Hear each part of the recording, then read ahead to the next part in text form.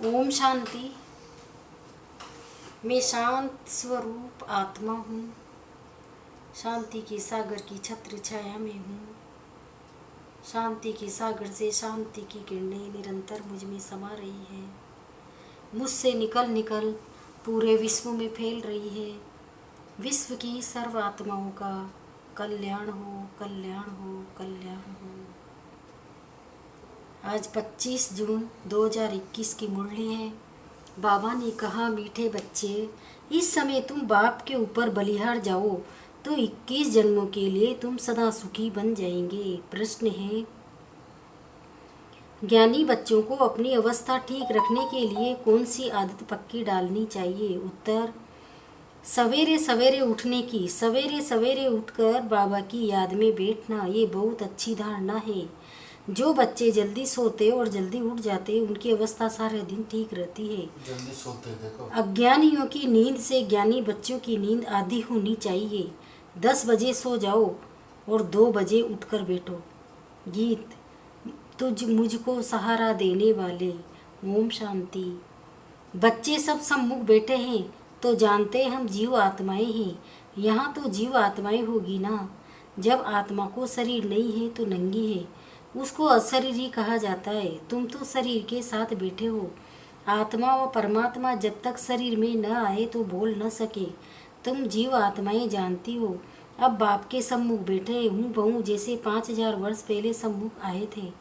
बच्चे जरूर बाप से वर्षा ही लेंगे।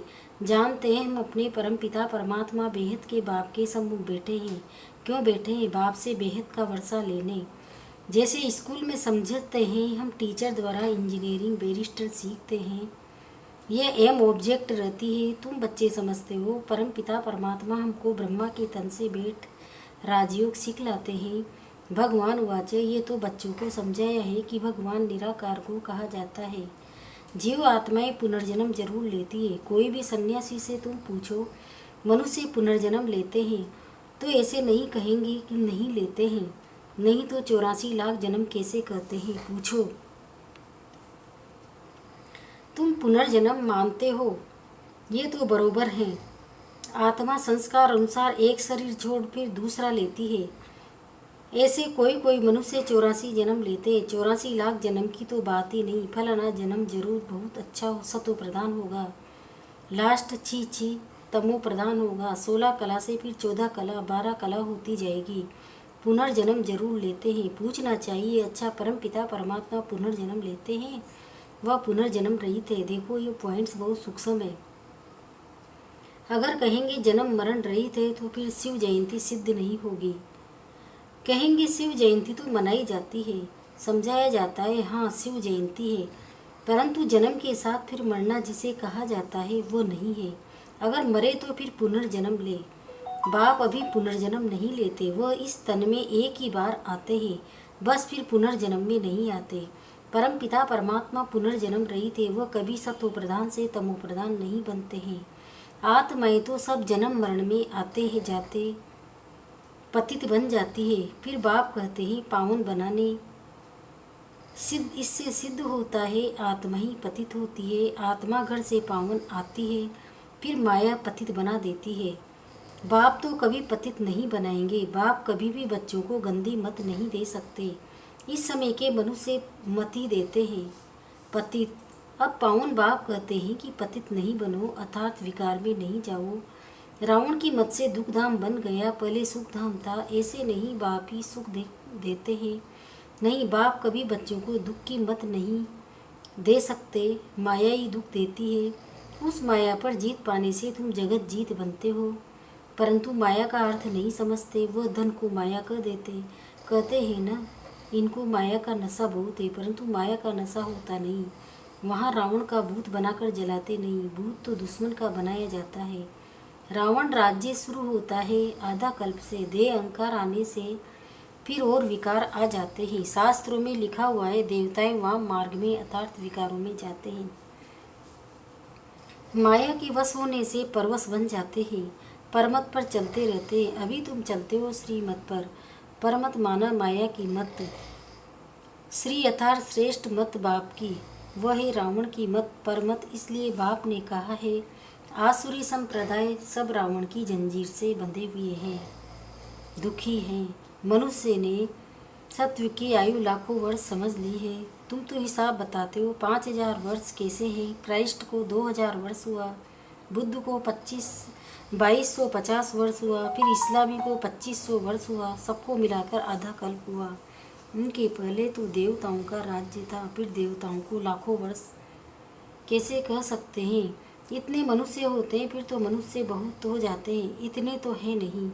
5000 वर्ष में ही करोड़ों मनुष्य हो जाते हैं। कहते भी हैं क्राइस्ट के 3000 वर्ष पहले भारत में आदि सनातन देवी देवता धर्म था। 5000 वर्ष पूरे हो जाते, नाटक पूरा तो होता है ना। इन बातों को कोई जानते नहीं। मैं जो हूँ जैसा हूँ ये चक्र फिरता है, कोई जान न सके। बाप ही समझते हैं। यह है गीता एपिसोड। बाप ने आकर सहज राजयोग सिखाया था। बाबा बूढ़ियों को भी समझाते हैं कि ये बहुत सहज बात है, सिर्फ बाप और वर्षे को याद करना है। बच्चा पैदा हुआ, गोया वारिस पैदा हुआ। तुम समझते हो हम बाबा के वारिस हैं। 5000 वर्ष बाद फिर से मिलने आए हैं। ये बड़ा गुप्त बातें हैं। बाबा पूछते हैं आगे कभी मिले हो? कहते हैं हाँ बाबा, आत्मा इस मुख द्वारा कहती है हम 5000 वर्ष पहले आपसे मिले थे। आप इस तन द्वारा शिक्षा देने आए थे। जो पक्के पक्के बच्चे हैं समझते हैं हम बाबा से बेहद का वर्षा लेने आए हैं। हम बेहद के बाप के बने हैं ब्रह्मा द्वारा। बाप कहते हैं मुझे पहचानते हो? मैं तुम्हारा बाप हूँ। तुम कहेंगे हाँ बाबा, हम आत्माओं के आप परमपिता परमात्मा बाप हो। बाप भी कहते हैं तुमको हमने स्वर्ग में भेजा था, वर्षा दिया था, फिर माया ने छीन लिया, फिर अब मैं देता हूँ। माया वर्षा छीनती है, बाप दिलाते हैं। ये अनेक बार खेल हो चुका है, होता रहेगा, अंत नहीं है। बाबा के बनते हैं फिर कोई सगे कोई लगे, कोई सोतेले कोई मातेले बनते हैं। कच्चे पक्के तो हैं ना। पक्कों को भी कभी माया एकदम जीत लेती है। बच्चे कहते हैं बाबा हम जब तक जिएंगे आपसे वर्षा लेते रहेंगे। विकर्म का बोझ सिर पर बहुत है, तो कितना मुझे में तुम याद में रहेंगे। उस योग अग्नि से तुम पाप आत्मा से पुण्य आत्मा बनते जाएंगे। आग चीज को पवित्र करती है, तुम्हारी है योग अग्नि। ये बेहद का यज्ञ है, बेहद के सेठ ने बेहद का यज्ञ रचा है। इतनी वर्ष कोई भी यज्ञ चलता नहीं है। 7-8 रोज व 1 मास के लिए यज्ञ रचते हैं। तुम्हारा ये यज्ञ तो कितने वर्षों से चल रहा है। बाप तो सुनाते रहते हैं, कहते हैं मूल बात भूल मत जाना, सिर्फ मुझे याद करो तो तुम्हारे जन्म जन्मांतर के विकर्मों का बोझा कटता जाएगा। भगवान वाचे मुझे अपने बाप को याद करो, जरूर आया हुआ है तब तो कहते हैं ना। बाप कहते हैं अब तुमको वापस जाना है, तुम्हारी आत्मा इस समय बहुत पतित है। अब तुम जानते हो योग से हम पावन बनते जाएंगे। तुम्हारी तो प्रतिज्ञा है कि बाप जब आएंगे तो और संग तोड़ एक संग जोड़ेंगे, तुम पर वारे जाएंगे। स्त्री पुरुष पर और पुरुष स्त्री पर बलिहार होते हैं, यहाँ ही बाप पर बलिहार जाना। शादी में एक दूसरे पर बलिहार जाते हैं ना। अब बाप कहते हैं तुमको कोई मनुष्य पर बलिहार नहीं जाना है। तुम्हारी प्रतिज्ञा है बाप पर बलिहार जाऊंगी। आप हमारे पर बलिहार जाओ तो 21 जन्म तुमको सदा सुखी बनाऊंगा। कितना भारी वर्षा है, श्रीमत से तुम श्रेष्ठ बनेंगे, ये भूलो मत। लक्ष्मी नारायण का चित्र भी घर में रख दो। हम बाप से ये वर्षा ले रहे हैं। बाप परमधाम से आए हुए हैं, परंतु माया चील भी कम नहीं है। सबकी बात नहीं है, परंतु नंबरवार है। कोई तो एकदम भूल जाते हैं कि हम बाप से वर्षा लेते हैं। यहाँ बैठे हैं तो नशा चढ़ता है, यहाँ से बाहर निकला और भूला, फिर सुबह को रिफ्रेश होते हैं, फिर सारा दिन भूल जाते हैं। 4-5 वर्ष रहकर अच्छी सर्विस करने वाले भी आज देखो नहीं है। कुछ अवज्ञा किए तो माया ने जोर से थप्पड़ मारा और चले गए। बाबा कह देते हैं चढ़े तो चाके प्रेम रस, गिरे तो चकनाचूर। देखते हो कैसे चकनाचूर हो जाते हैं। बैकुंठ में तो जरूर चलेंगे, परंतु पद तो नंबरवार है ना। भल वहाँ सब सुखी रहते हैं, फिर भी मतरबे तो है ना। स्कूल में मतरबे पाने के लिए ही तो पुरुषार्थ करते हैं। ऐसे नहीं, प्रजा ही सही। जो तकदीर में होगा नहीं, इसको तमो प्रधान पुरुषार्थ कहा जाता है। तमो प्रधान उनको कहेंगे जो बाप से पूरा वर्षा लेने की प्रतिज्ञा करते हैं। ये गुड़धोड़ है, सभी नंबर 1 तो नहीं जाएंगे। ये ह्यूमन रेस है। तुम चाहते हो हम जल्दी से बाबा के गले में फिर हो जाएं, तो उनको याद करना पड़े। सारा मदार याद पर है। माया विघ्न ऐसा डालती है जो एकदम रेस से निकल देती है। तुम्हारी ह्यूमन रेस है। आत्मा कहती है हम बहुत दुखी हुए हैं, शरीर लेते लेते बहुत तंग हुए हैं।